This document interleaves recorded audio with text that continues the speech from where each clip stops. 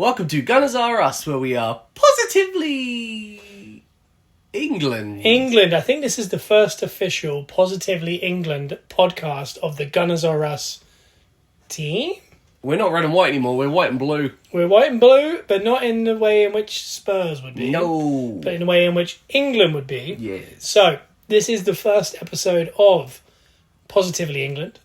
We've got the Euros coming up in a matter of days. Lovely. Scotland kicking off the tournament with Germany, the hosts in Munich, Allianz Arena. England are on the Sunday. We've had a very disappointing friendly since our last podcast. Yeah. But what I wanted to do here was, it's our first one kind of this tournament. It's kind of, there's not much to really talk about quite yet because it's just about to start other than the form going in. Yeah. But there is a couple little Arsenal bits I'll throw in there, a couple of things about Sesko, the talk of Bruno Gomes, Louise from Villa potentially going to Juventus, but Arsenal is still interested. Certain teams that want to let players go before June 30th based on financial fair play, and teams like Arsenal who can't buy until post June 30th. So we'll get into a little bit of all that today. It'll be a shorter episode because of the fact there's less to talk about. Yeah, there is. And if you can tell, Joe hasn't got any oomph in his voice. Yeah, I struggled with the positively, but I tried it, but I couldn't quite get there. And the reason for it is Joe broke 3 ribs a couple of days ago. So Joe is in pain. We are currently in bed. I'm covered in Nurofen gel. Other good gels are available. And the other good ones are available.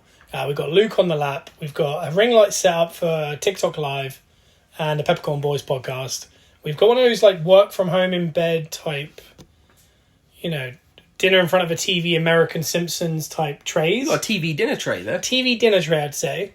And we're what's the word? Al fresco?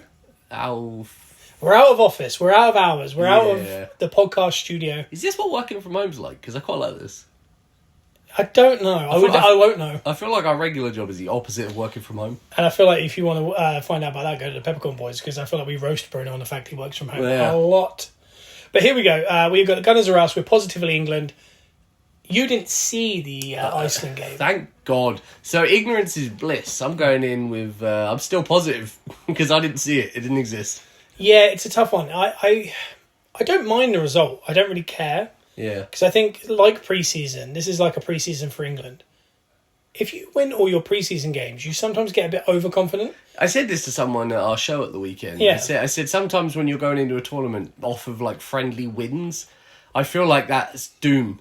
Like that's a doom thing. Right. Like whereas I feel like if you go in like this, there's no expectation now. There's a little bit less pressure. Well, this is it. I remember Arsenal had a couple pre-seasons where we won 6 out of 6, conceded 2, and then we started with like 3 losses back to back or something.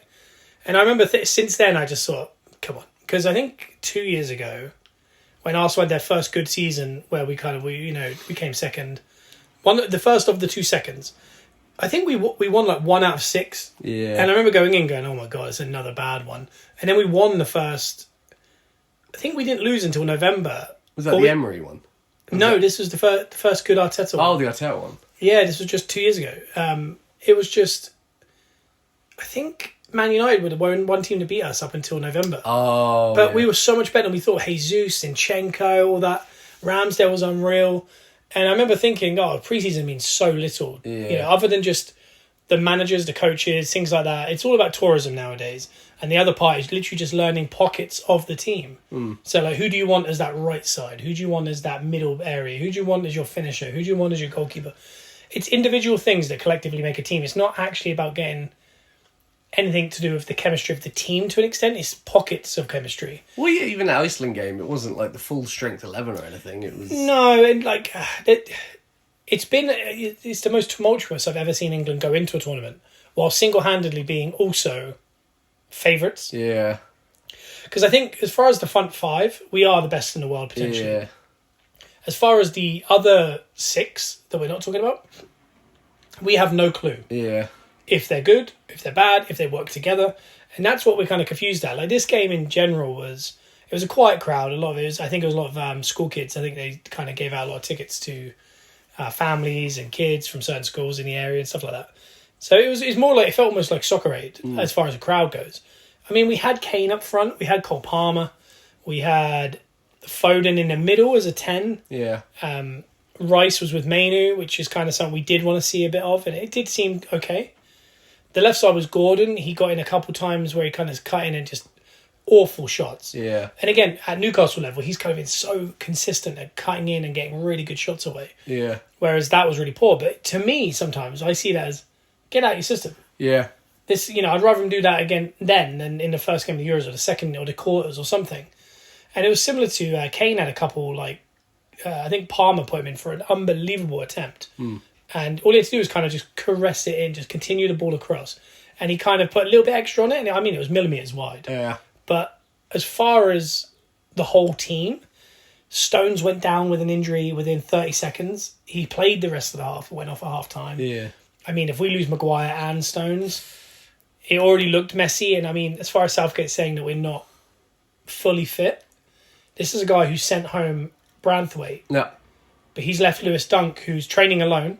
Has only played a couple 90 minutes since January. Yeah. Mark Gay, who's played once 190 since February, I believe. Yeah. Luke Shaw, who is not fit. Yeah. Walker, who is not fully fit. Yeah. Stones now might be injured. When you look at that and you go, why did you send back the one guy who's played 90 minutes all season? Yeah, it seems quite positive and ready to go. It just seems like a gamble. And I don't mind it, but you could have sent home a couple more. Konza is there, and I think he does like Konza. Yeah. And the numbers that they put out this week for the Euros were a little bit, I think, telling of who he wants to play. Okay. Because we had Mark Gahey took Maguire's number at 6. Stones was 5. Yeah. Shaw and Walker 2 and 3. Rice 4. Bellingham 10. I think Kane was 9. Trent Alexander-Arnold was 8. Oh, wow. I think Saka was 11. Then we had... What's Saka for Arsenal? Why am I blanking? 7. 7. Oh, he might have been 7. He was 7. Okay. And then 11 was... Foden? So that Pretty much almost a projected team we thought of. Right. And recently. Pickford was 1, obviously. Cool. So it's close to, you think, okay, well, that is the 11, really, to an extent. So it's going to be, if they're all fit, Walker, Shaw, Stones and Gahey. Mm-hmm. And all of a sudden, as much as I don't kind of necessarily want to rely on that typical back four, doesn't that kind of scream a little bit of, familiarity that kind of eases you a little bit? Yeah. Because we've got used to Walker, Shaw, Stones and Maguire and Pickford for tournaments, and we're quite happy with it. So all of a sudden, if he does play that back five, as of the first game on Sunday, it's only one player for one player. It's Maguire for Gahey, and a lot of us would probably say that Gahey's a better player than Maguire. Yeah. Maybe not a better centre-back. We don't know what he's like at England level. Maguire's been unbelievable at England's level. But you do start to go, at least that gives us a bit of, and there's rumours coming out now that Trent will be playing midfield. Okay. And again, if that back four, the back five was what I just said, and then it was Trent, Rice and Bellingham, and then Foden off the left, Saka off the right, Kane down the middle, and then you could bring Foden inside a little bit if you wanted. You could also put Palmer out left, you could put Palmer out right, you could put Gordon out left, you put Bowen out right. Yeah, decent. There's options all of a sudden. You just go, all right, we're happy with that. Because again, I don't know where Bellingham's at as far as fitness. He's only had a week off. It's not going to be unfit. No, it won't take long. But I wonder if he won't start. If he doesn't, do you play Foden in the middle with Rice and Trent? Yeah. And then you get a Palmer or Gordon into the team. Yeah. You wait a game before you bring Bellingham in. Do you? Because again, I think the group stages are almost like your real pre-tournament friendly. Yeah. You have to find, because sometimes there's players that just become undroppable. Mm. You could play that first game, it's 0-0, 60 minutes, Gordon comes on for Foden. Mm. Gordon scores a goal, assists a goal, and you go, oh, okay, wait a sec, we have to play Gordon. Yeah. And then, as time goes on, Trent falls into the right-back role and inverts, and Mainu starts to play, and you go, by the time you get to the quarters, we all just have this set team that we feel very happy with. Yeah. That tends to happen in every tournament. Like Sterling, for example, we didn't want him playing that last one. Yeah. He ended up being our player of the tournament. He did, yeah. Saka as well. People weren't sure going in if he was going to be our starting forward. And he was, and he became the player of the tournament. So players do sometimes grab the brass ring, if we could use a wrestling term. But as far as the game was, it was a low, if I'm explaining this to Joe, as an Arsenal fan, we've watched this a lot. And when we see a low block, it's really hard to break it down. There's no doubt that it's very hard. And they counter-attacked with a very nice goal. Couple shaky bits of defensive work. Walker continued his FA Cup form, that final where he was cheating a little bit. and that isn't a pun on his personal life, but I mean, he was cheating and not getting back enough. Yeah. And he was almost relying on his pace fully to be like, oh, it doesn't matter, I'll get back. And if you remember, Mainu going behind him in the FA Cup final, and he had to scream to try and put him off. Yeah. He was doing that a little bit in this one, and he got caught in this one. Ramsdale gets beaten at his near post. I don't know. It seems Elton Prince of WWE said to me, I think that looks a bit rough on the goalie. Rob Green on the commentary and a couple others were saying it's not his fault. He was completely unsighted. Rooney even said, the way the guy shot is how I would do it. Yeah. Because the defender's blocking the goalie, so you go near post, because if the goalie can't see, he's assuming you're going far post. Yeah. So he'll dive that way, just assuming. Or at least push his body one way, and then it gives you that bit of room to get the ball in the net. Yeah. So I don't think it was Ramsdale's fault necessarily. It just looks a bit iffy. But, I mean, it was a low block, and I mean, if we've learned anything this year, it's just low blocks are horrifically awkward. You have to keep that ball moving, one touch, fast. Yeah. A lot of the time you have to get wide. They want you to get narrow. Yeah. Low blocks want you to get as narrow as possible. And what happened was we got more and more narrow. Cole Palmer and Foden were just in the middle next to Kane. Yeah. Gordon was holding a bit of width. But then he started to look for a goal, so he was starting to come in. And you just saw, oh my God. They were doing what they wanted, really. Yeah, and you just saw, oh my God, like, we've got no ideas. And Palmer was the one that opened up with a really nice pass to Kane. But overall, I was really disappointed with that whole first half. Trent and Saka come on in the second half, and Trent particularly, he came on, I think it was a right back, but I mean, he knows how to break down a low block being a Liverpool player. Yeah. And the way in which Liverpool do it is they spam crosses. And my word, was his crosses accurate, fast, dangerous. He's unlucky not to get a goal himself. He pulled one back nearly, and then the game before that, in the week, he got a goal. Yeah. And I think the highlight of genuinely the whole build-up of this tournament, as far as these friendlies go, is Trent is the man. Yeah. And I'm terrified he's not going to be in the team. Yeah. Where would you play Trent? It sounds bad, but I've never been a big fan of him as a defender, like a right back. I think that's how Southgate feels. Yeah, anytime I've watched Trent, especially bet responsibly, but I've put a lot of bets on Trent to like make a couple fouls or something. So when I'm specifically watching Trent in a game, because I know I've got these bets on, I realise how little he actually gets close to anyone when he's defending. He just basically backs up until they do something else. He doesn't actually defend. So I think for his abilities going forward, like his shots, his crosses, his passes, I think you have to just cash in on what he is as an attacker, because his defending, unless he's just a full-blown like wing back, and he's going to be providing those crosses, I think you've got to just play him in midfield, like getting some assists and goals. I think it was really interesting as well when you're watching the game is that when Saka came on, there was more security as far as counter-attacks. Yeah. Because he started as a fullback. If I've seen a lot of people saying we should start Cole Palmer and Gordon on the wings, Okay. and Foden down the mid and have Saka on the bench. Wow. There's a lot of this conversation, and again, I've got a lot to say about the whole Saka situation this week, but the problem with Saka is he's got a little bit of the Sterlings about him. Yeah. He's such an intelligent player. He's such a good football player. He's so all-rounded. It's not flashy enough for the naked eye of, especially when you get to England level. An Arsenal fan knows this. Yeah. Every other team goes, oh, he limps off at 60 minutes, or he never goes off. Because even when we watch him at Arsenal, some games you don't really see him. No. But the stats at the end show that he did a lot. Like 90% completed passes, 4 chances made, assist, and a goal. And you just go, when did that all happen? Yeah. It's because sometimes you do get caught by flashiness. And Ozil used to do it a lot. Yeah. Ozil had a lot of games where he wasn't in the game, but he had the best stats of everyone on the he field. covered a lot of ground, made a lot of tackles. You just go, really? And sometimes it's like what they say in wrestling with like a good referee you don't notice. Yeah. Sometimes a player like that, they don't go missing. Like, for example, Foden went completely missing in an England show this week, not for the first time.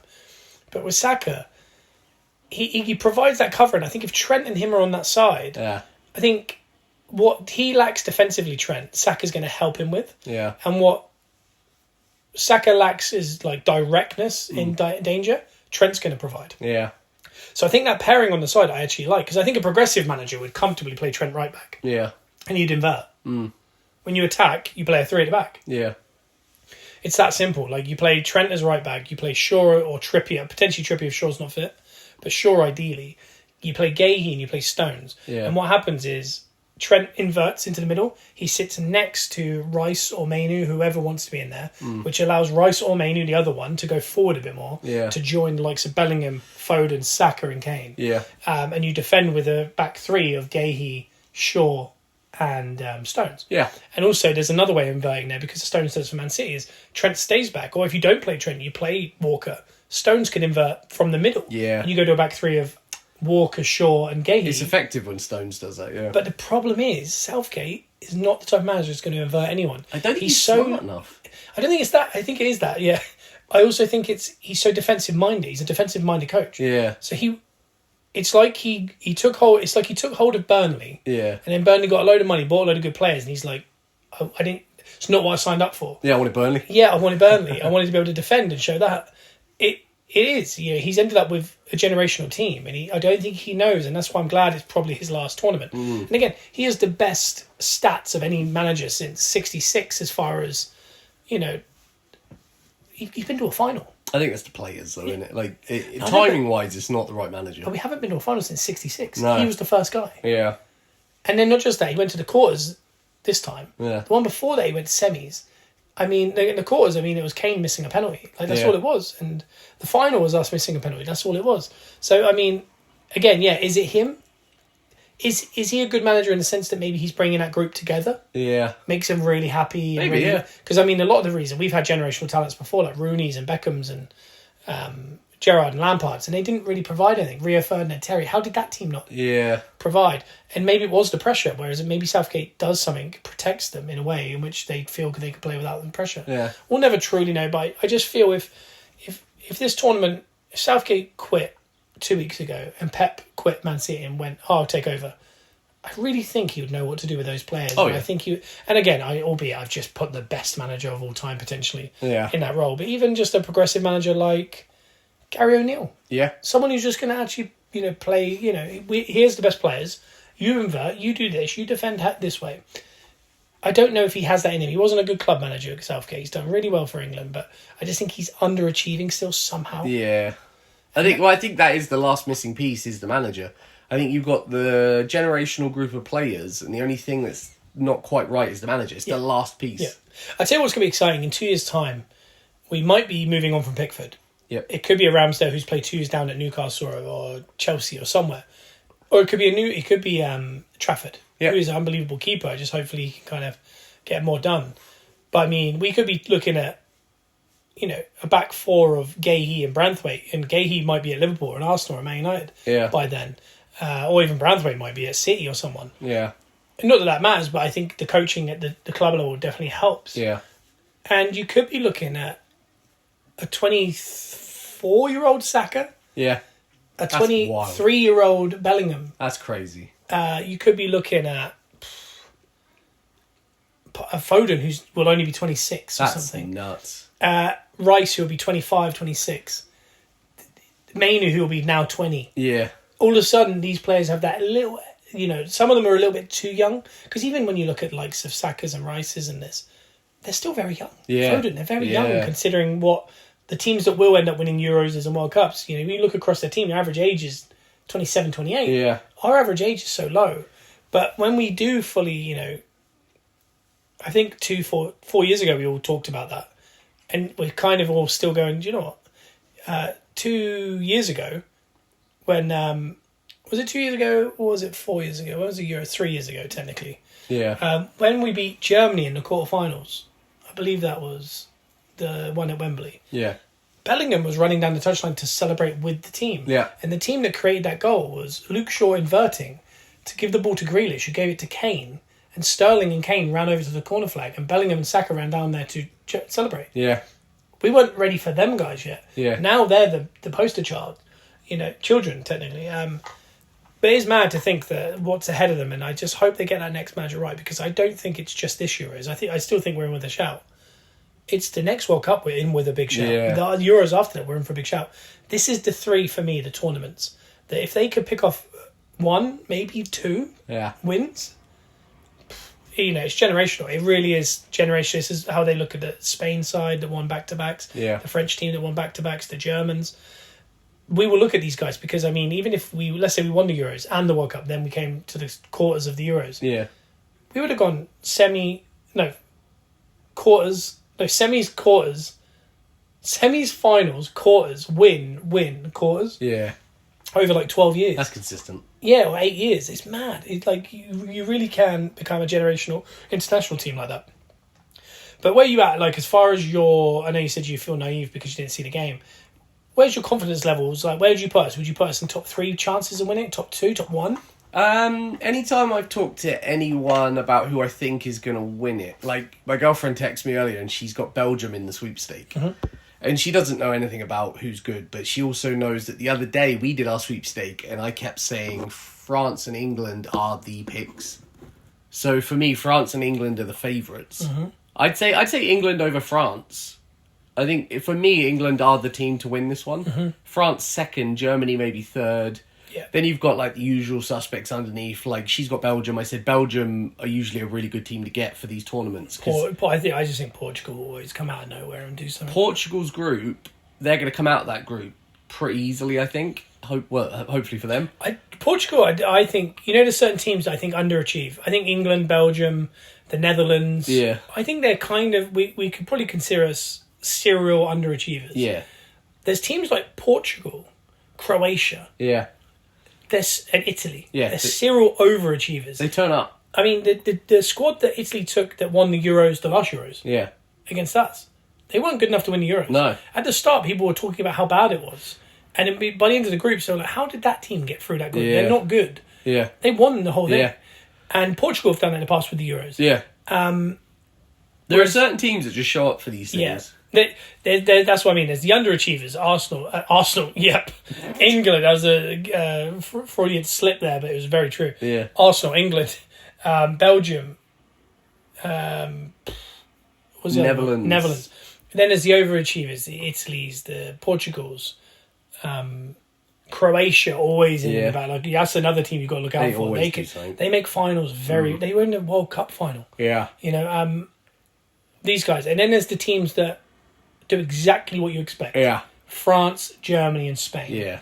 Spain are very quiet. No one talks about that's a worry. The fact that I don't ever name them tells me something's up with them. Yeah, and I mean, yeah, they're not maybe where they were at all in any way. And I think Italy, Portugal, Spain, they're all a little bit like that.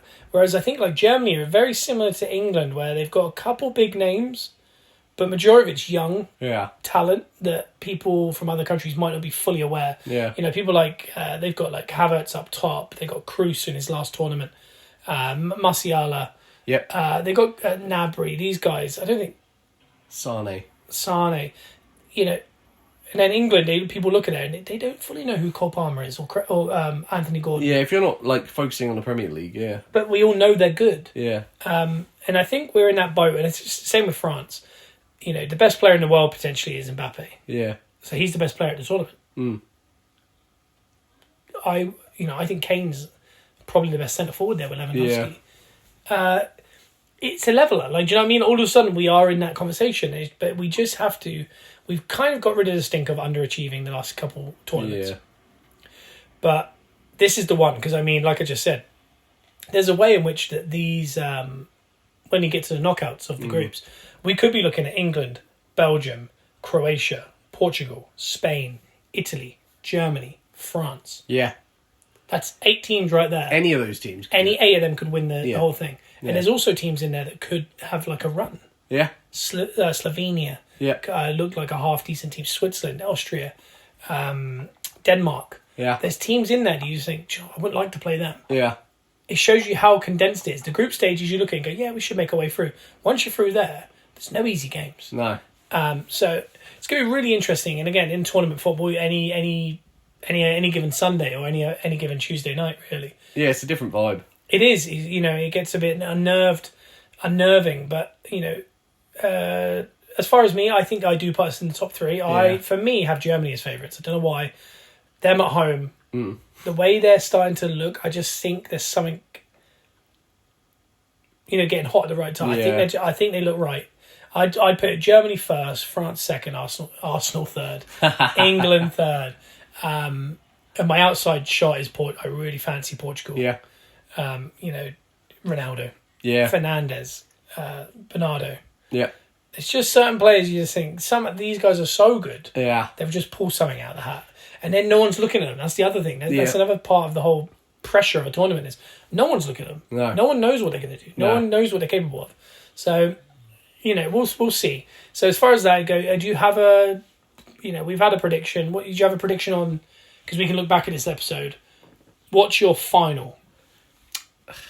So mathematically, we can't figure out who's... I don't think so. I haven't looked at the board yet, so... I've looked at the board, but I think it's... I can't make sense of... I haven't seen anyone talk about how, England, if we do get through, have to play Germany or something. Yeah. I haven't seen any of that, but I'm just going to do this based on who I just think the final's going to be. Who I think the top two teams are going to be. My head keeps telling me England, France.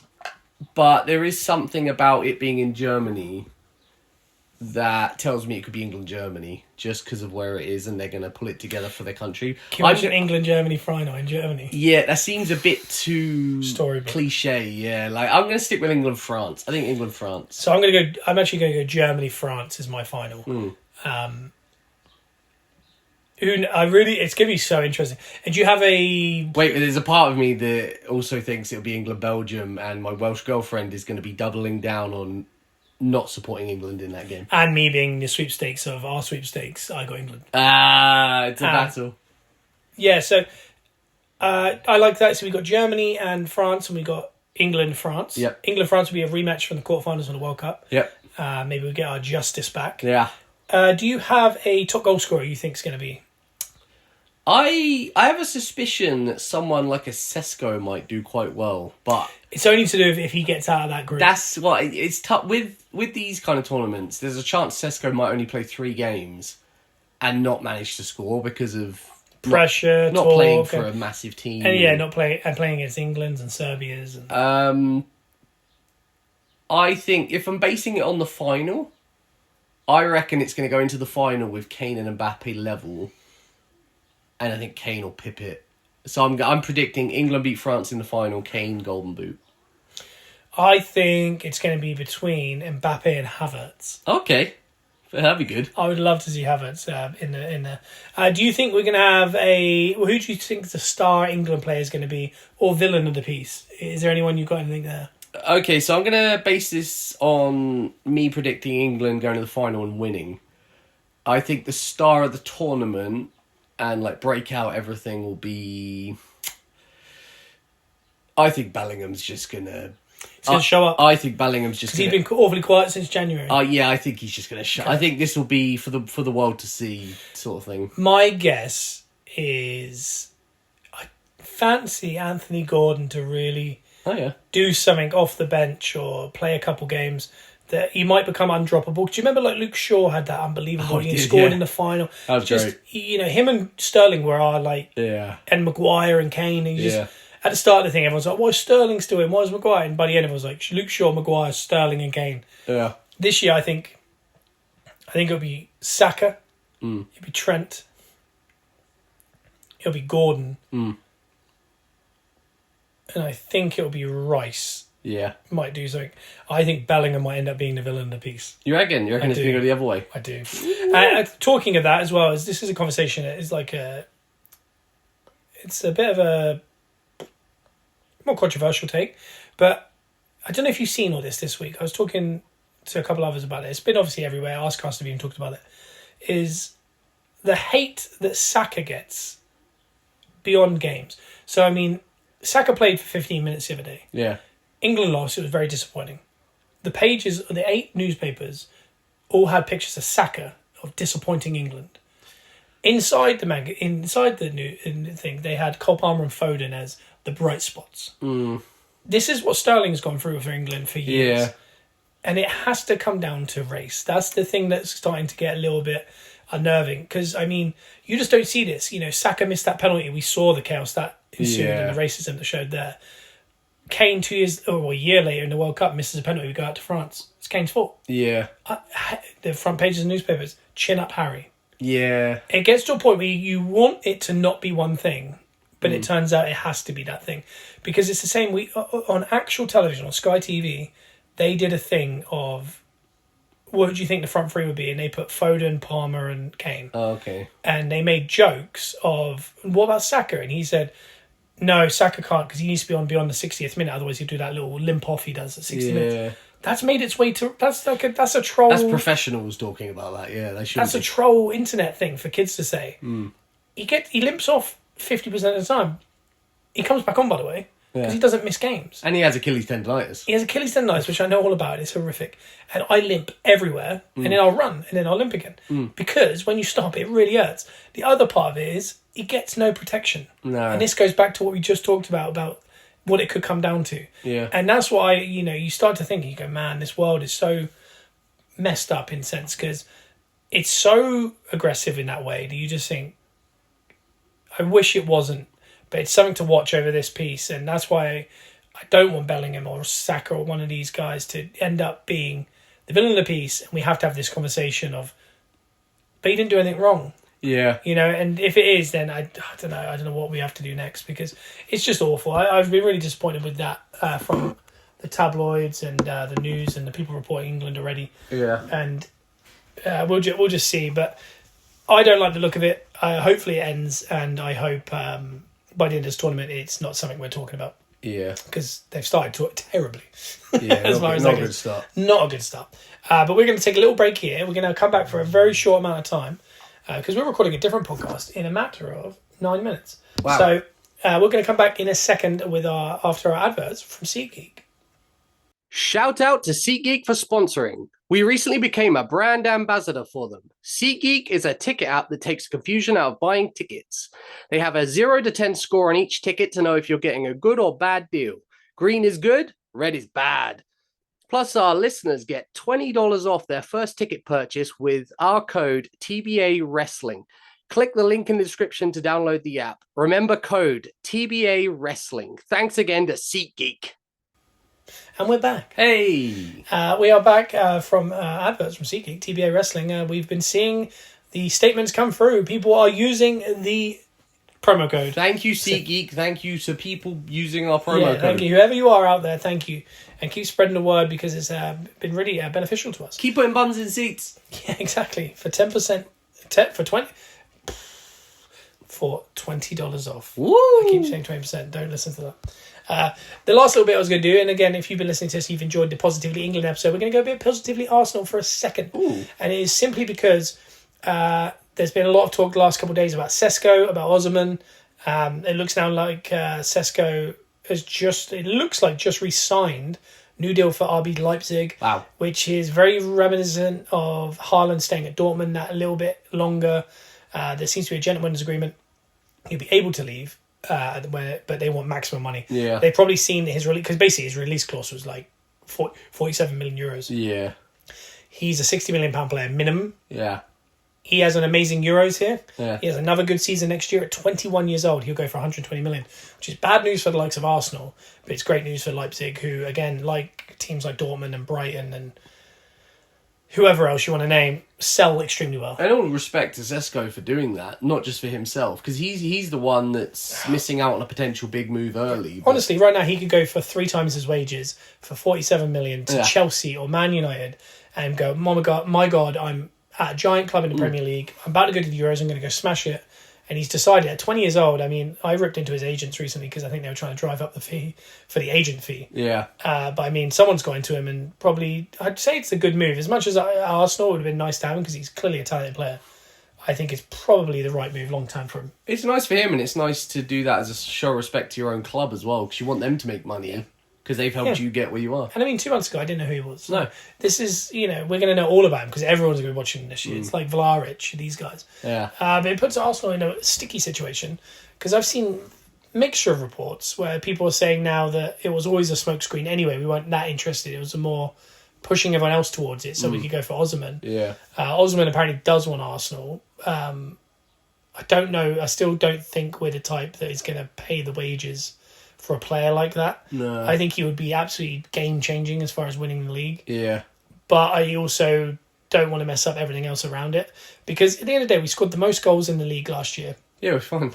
We are doing very well. Havertz finally found his feet. I mean, Havertz was struggling the first third of that league. Yeah. 2/3, he was amazing. Yeah. Give him a full season. A fully confident guy. We've got him back around. He's going to then smash the Euros. He's been named as the starting centre forward for Germany for the year, for the tournament. let's go now spend the money that we were willing to go spend on a central midfielder that could play that left 8 and make that midfield look unbelievable. Yeah.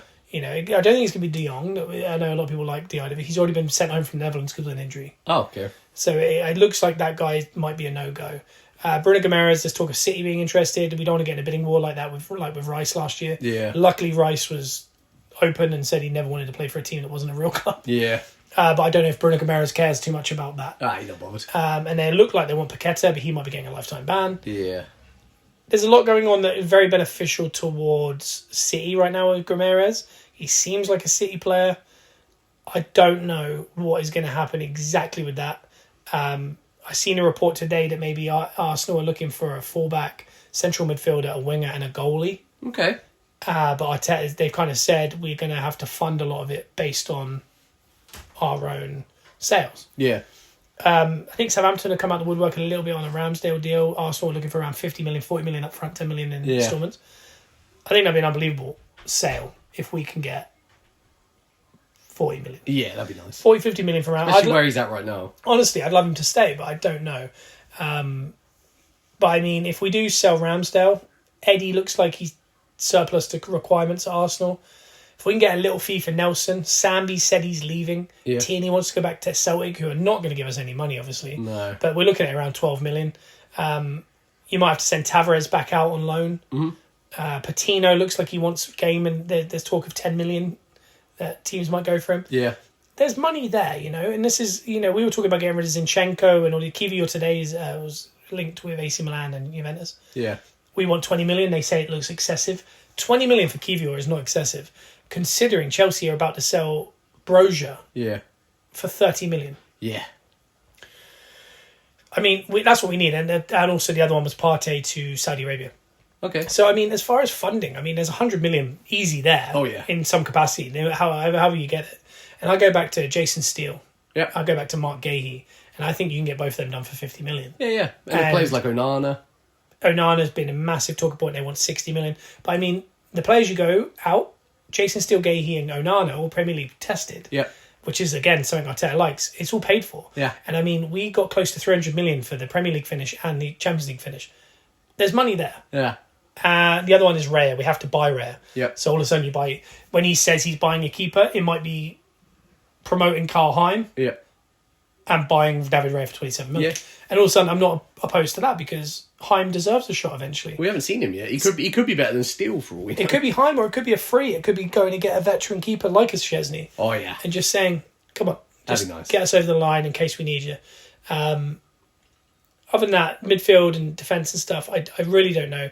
I've got a feeling that the fullback is going to be around 12 to 20 million. I don't know who it will be, but it's going to be around that price range. David Raya looks like 27 million post June 30th. The reason it's June 30th is we would have had trouble with financial fair play last year. Financial year ends on June 30th, which means, and it also helped Brentford because it helps Brentford next year. Yeah. So that's why we did that deal with 3 million and then to play 27 million after June 30th is now Brentford are getting 27 million in the following year, which means they could sell. Yeah. Because this year now they've got Tony to sell, Raya to sell. All of a sudden they've got that plus they're finishing the Premier League. They have money to spend. Yeah. So it helps everyone. But if it could be David Raya, I think the defender could be that 12 to 20 mark. I think the winger, I wonder if we go back looking at Eze and Elise, who are very much available. Yeah.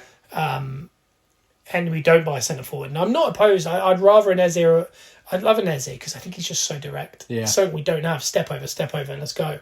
That kind of thing.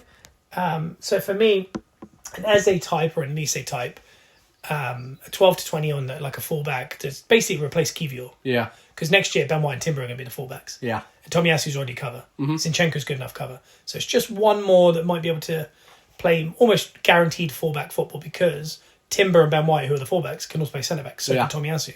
So we don't need centre-backs. But if it's David Raya and Kai Heim next year, absolutely fine. If we remove Kiwior and get a new guy in and we make 5 million on it, that whole transaction, that's good. Because if you think you get Raya in for 27, you sell Ramsdale for 40. Yeah. You sell Kiwior for 20 million, you bring in a guy in for 15 million. You're 20 million in profit over those two signings. Yeah. And then you look at wing play. You lose Eddie and Nelson, that money goes on Elise. Yeah. Then the midfield is where you might start going, all right, we've dropped 3 or 4 players, we've already made 40 million back. but we have to spend 80 million on Onana or Yeah. Bruno or someone. So I think we're in an interesting place. Transfer window, I think, is going to heat up around June 30th, near the end of the Euros, and when people are in that next financial fair play. The interesting part is there's certain teams that have to sell before June 30th, but most teams can't buy until after June 30th. So it's going to be very interesting who has that, almost in American terms, cap space in this financial year to cash in on the fact that Newcastle, Chelsea and all these teams have to sell. Yeah. Because there's a Conor Gallagher that could be having to sell. You know, there's players like that. Chalobah might be sold. So I don't know. It'll be very interesting. I'm excited for the start of Euros. Are you excited for the start Yeah, of I'm Euros? really excited. I keep forgetting that it's starting in 2 days? 3 days? 2-3 days, yeah. And again, I know I've spoken a lot on this one. I know I always do anyway, but I've spoken a bit too much. It's because Joe's got no ribs. So I hope you enjoyed this show. Give it a 5-star review if you're listening to iTunes and Spotify. And look for us on TikTok. We're Gunners Are Us, and we are always live on TikTok. 10 a.m. GMT every Wednesday, so give that a little shout and go look at our videos. Do 3 videos a day. We're doing rating Arsenal players for their season last year, 23-24 season. We're about, I don't know where we're at in a minute, around central midfield. We're working our way through the team. So I hope you've enjoyed the show. We will be back next Wednesday for Gunners Are Us, Positively England, and I'm hoping we've got a win under our belt. Yeah. And we've had a good look at all the teams, and we can kind of start conversating more, maybe some transfers. But we'll see you next Wednesday. Yep. Good day. Bye. Bye.